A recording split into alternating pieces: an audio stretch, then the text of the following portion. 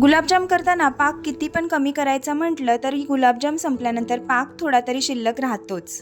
आणि आता साखर इतकी महाग झालेली आहे की हा पाक जो आहे तो टाकून द्यायला सुद्धा जीवावर येतं। मग काय विचार केला, या शिल्लक राहिलेल्या पाकापासून काहीतरी रेसिपी बनवावी।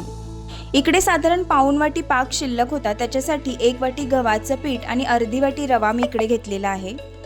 हे मिश्रण जे आहे ते घट्टसर मळून थोडंसं तेल लावून हे आपल्याला साधारण 15 ते 20 मिनिटं मुरत ठेवायचं आहे। 15 ते 20 मिनिटांनंतर मी याचे छोटे छोटे गोळे तयार करून घेणार आहे आणि यापासून आपण छोट्या छोट्या साईजच्या पुऱ्या लाटून घेणार आहोत। तुम्हाला जर पुऱ्या थोड्याशा मऊ हव्या असतील तर तुम्ही रवा स्किप केला तरी सुद्धा चालेल। रवा घातल्यामुळे आपल्या पुऱ्या थोड्याशा कडक होतात आणि ही जी पुरी आहे ती चहा बरोबर खायला एक नंबर लागते। तयार पुऱ्या कडकडीत तेलामध्ये खरपूस अशा तळून घ्यायच्या आहेत। तुम्ही गुलाबजामच्या शिल्लक पाकापासून कुठली रेसिपी बनवता हे कमेंट करून नक्की सांगा। आणि माझी आजची रेसिपी आवडली असेल तर व्हिडिओला नक्की लाईक करा।